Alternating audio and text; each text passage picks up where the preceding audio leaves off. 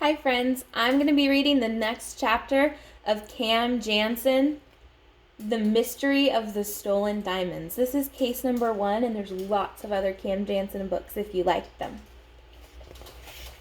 Chapter 3. Cam sat down on the bench. She ran her fingers through her hair. Cam had what people called bright red hair, even though it was more orange than red. Eric's hair was dark brown. "Do you think they'll catch him?" Eric asked. "It shouldn't be too hard," Cam said. "Almost everyone between here and the other end of the mall saw which way he went." Eric was still feeding Howie. "Are you almost finished?" Cam asked. "Almost." "Good. Then we can go ask those 2 old women what happened inside the jewelry store." Eric took the bottle out of Howie's mouth and set it down on the bench. He held Howie against his shoulder and patted his back. Howie burped. "Okay," Eric announced. "We're ready." Eric carried Howie and Cam pushed the carriage. That's a stroller. They went over to the next bench.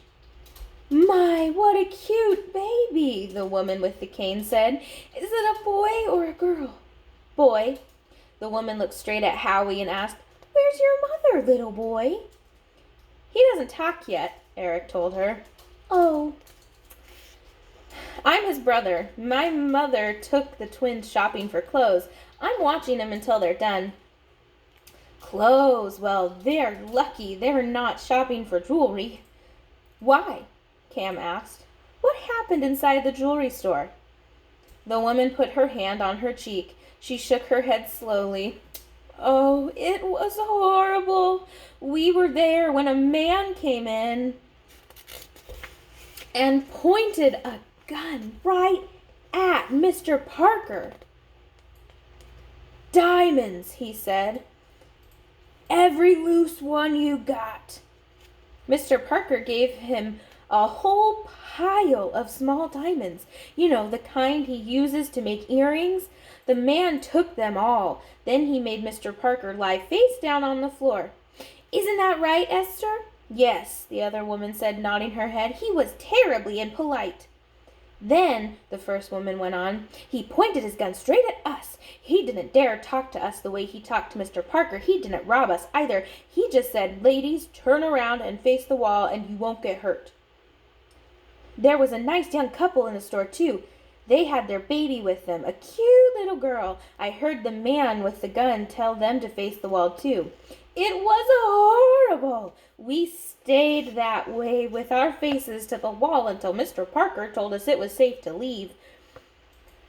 The woman stopped talking. Someone was shouting.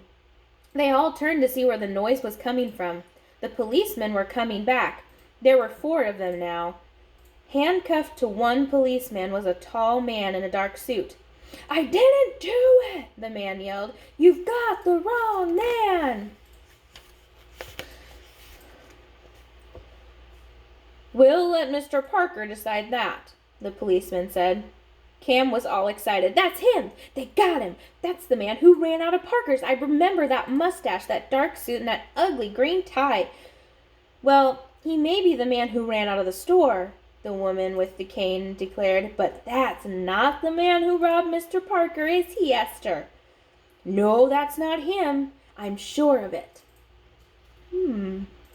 I wonder who could have done that. That's not a very nice thing to do, to rob a jewelry store. I hope Cam can figure it out.